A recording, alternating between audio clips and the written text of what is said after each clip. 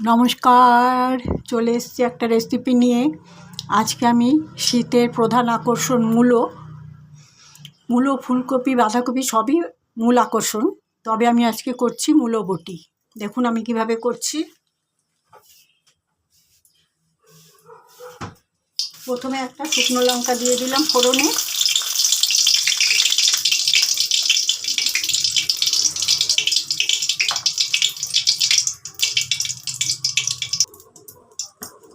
এবার আমি কালো জিরা ফোড়ন দিচ্ছি।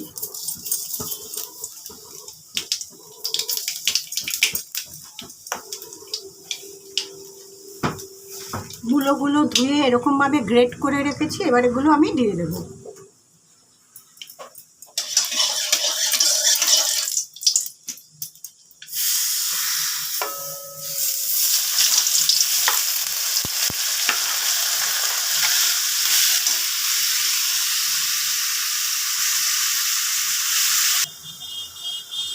দিয়ে দিচ্ছি এই পরিমাণ নুন।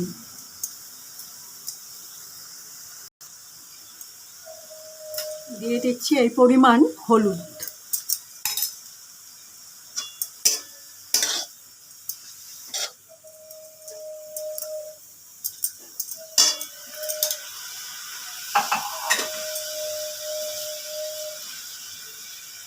মূলো বটির মধ্যে আপনারা বড়ি দিতে পারেন, বড়ি খুব ভালো হয়। আমি বড়িটা দিলাম না, পরবর্তী সময় কোনো একদিন বড়ি দিয়ে আবার করব। এবার আমি দিয়ে দিচ্ছি দুটো কাঁচা লঙ্কা।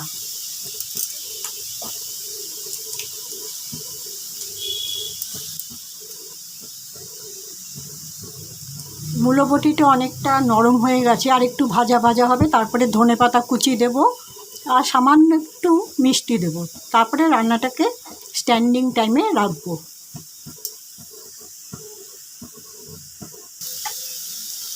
ভাজা হয়ে গেছে, এবারে দিয়ে দিচ্ছি ধনেপাতা কুচি।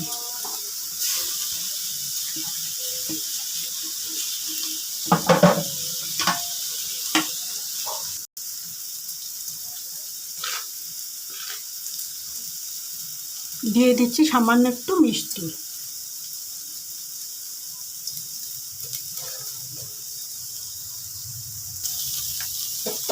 মূলো বটি রান্না আমার কমপ্লিট হয়ে গেছে। আমি গ্যাস নিভিয়ে দিলাম। রান্নাটাকে একটু স্ট্যান্ডিং টাইমে রেখে ফিরে আসছি।